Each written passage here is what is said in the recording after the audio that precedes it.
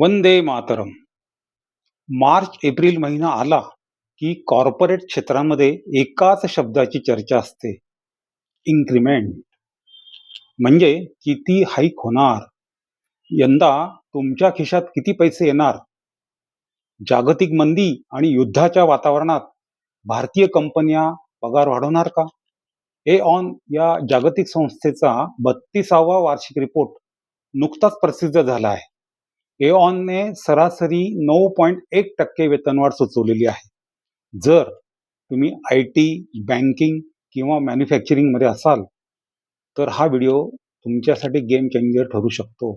पण मित्रांनो, ही सरासरी 9.1%ची वाढ जितकी साधी दिसते तितकी सोपी नाही. यामागे 3 मोठे व्हिलन्स दडलेले आहेत. कोणते आहेत ते व्हिलन्स ते जाणून घेण्यासाठी हा व्हिडिओ पूर्ण पहा, कारण प्रश्न पगारवाढीचा आहे. नमस्कार, मी संजय झेंडे. आपण पाहतात एक्सपिरियन्स इनसाइट्सचे यूट्यूब चॅनल. मित्रांनो, मध्य पूर्वेतील वाढता तणाव आणि इस्रायल-इराण संघर्ष, कमी पावसाचा अंदाज आणि केंद्र सरकारने आणलेले वेज बिल या 3 घटकांचा प्रभाव वेतनवाढीचा हिशेब करताना होतो आहे. त्यामुळे प्रत्यक्षात वेतनवाढ किती असेल हाच सध्या चिंतेचा आणि चर्चेचा विषय आहे. कारण महागाईचा दर 6% आसपास असणार आहे आणि वेतनवाढ होणार 9.1%. शिवाय ती सर्वांना सरसकट नाही. अशा वेळी उत्पन्न आणि खर्च याचा मेळ कसा घालायचा हाच जीवाला घोर लावणारा प्रश्न आहे. मित्रांनो, जगात सर्वीकडे मंदीची टांगती तलवार आहे. यात मध्य पूर्वेत वाढलेला तणाव आणि इस्रायल-इराण संघर्षाची भर पडली. हा संघर्ष दिवसेंदिवस अधिक गडद होत चाललाय. रशिया, युक्रेन यांची डोकेदुखी पूर्णतः थांबलेली नाही. या पार्श्वभूमीवर अमेरिकेत जी पगारवाढ या संस्थेने सुचवली आहे, एऑननी, ती आहे 4.3%. तर जपानमध्ये ती जेमतेम 3.7% आहे. पण भारताचं चित्र वेगळं आहे. एऑनच्या रिपोर्टनुसार 2026 मध्ये भारतात सरासरी 9.1% पगारवाढ अपेक्षित आहे. गेल्या वर्षी हे प्रमाण 8.9% होतं. म्हणजेच आपली भारतीय अर्थव्यवस्था अजूनही बुलिश आहे, हे आशादायक चित्र म्हणावं लागेल. मित्रांनो, पण थांबा, ही 9.1% वाढ जी आहे ना, ती सर्वांना, सर्व सेक्टरला सारखी मिळणार नाही. सेक्टरनुसार यात मोठी तफावत देखील आहे. उदाहरणार्थ, रिअल इस्टेट आणि इन्फ्रास्ट्रक्चर मध्ये ती 10.2% आहे, ही सर्वाधिक आहे. मॅन्युफॅक्चरिंग मध्ये 9.5%, ई कॉमर्स आणि बँकिंग मध्ये 8.8%, IT सर्व्हिसेस आणि कन्सल्टन्सी मध्ये फक्त 6.6%, ही सर्वात कमी आहे. मित्रांनो, जर तुम्ही इन्फ्रास्ट्रक्चर किंवा मॅन्युफॅक्चरिंग मध्ये असाल तर तुमचे अच्छे दिन आहेत. मात्र IT क्षेत्रातील तरुणांसाठी हे वर्ष आव्हानात्मक आहे. जागतिक अस्थिरतेचा फटका ITला बसताना दिसतोय. मित्रांनो, एऑन ही संस्था काय आहे, ती काय काम करते हे प्रथम जाणून घेऊ, कारण तिचा इम्पॅक्ट आपल्या सॅलरीवर होतोय. या कंपनीचा सर्वे भारतीय कॉर्पोरेट जगताला महत्वाचा का वाटतो हे आपण आता बघू. एऑन ही जागतिक स्तरावरील सल्लागार संस्था आहे. लंडनमध्ये मुख्यालय असलेली ही संस्था एक प्रतिष्ठित प्रोफेशनल सर्व्हिसेस मल्टीनॅशनल कंपनी आहे. कॉर्पोरेट क्षेत्रातील पगारवाढ, सॅलरी इन्क्रिमेंट आणि नोकरी बदलण्याचे प्रमाण, ॲट्रिशन रेट, यावर ही संस्था दरवर्षी आपला सविस्तर अहवाल प्रसिद्ध करते.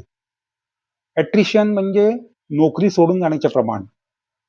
ही कंपनी प्रामुख्याने रिस्क मॅनेजमेंट, इन्शुरन्स ब्रोकिंग आणि ह्युमन कॅपिटल या क्षेत्रात देखील काम करते.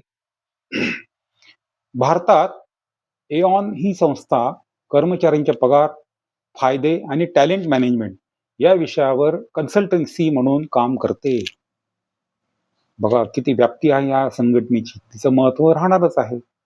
मित्रांनो, याशिवाय सॅलरी सर्वे, पण ही काम करते. विशेष म्हणजे 45हून अधिक सेक्टरमधील 1400 पेक्षा जास्त कंपन्यांचा डेटा ही कंपनी अभ्यासते.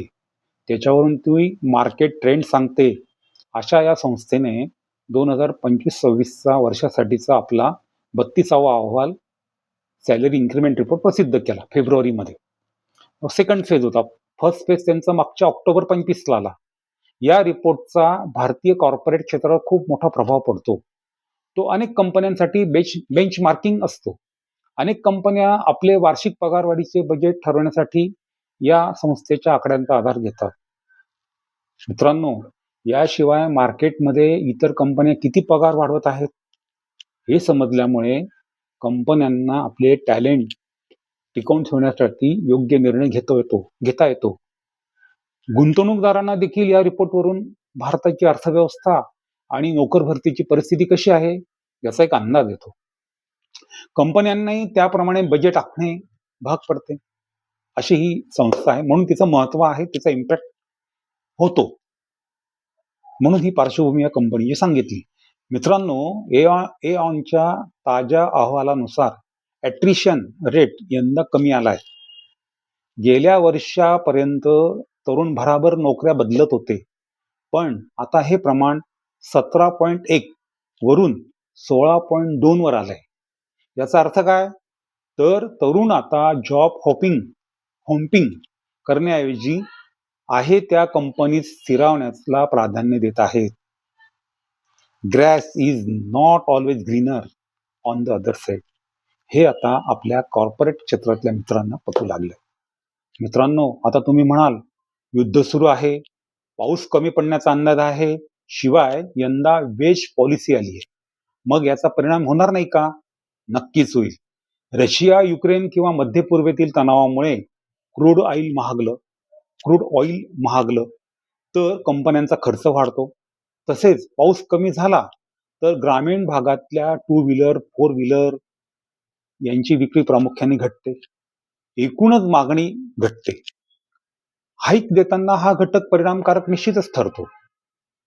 तथापि काही कंपन्या पगाराऐवजी बोनस किंवा परफॉर्मन्स लिंक्ड पे वर भर देतात आणि थोडं सेटलमेंट करतात. तर मित्रांनो, या रिपोर्टचा सारांश काय?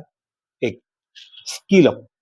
IT मध्ये पगारवाढ कमी असली तरी ज्यांच्याकडे AI आणि नवीन स्किल्स आहेत त्यांना रिपोर्टच्या सरासरीपेक्षा जास्त वाढ मिळत आहे.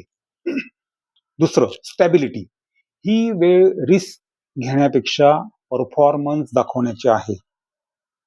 तिसरं, सेक्टर चॉईस.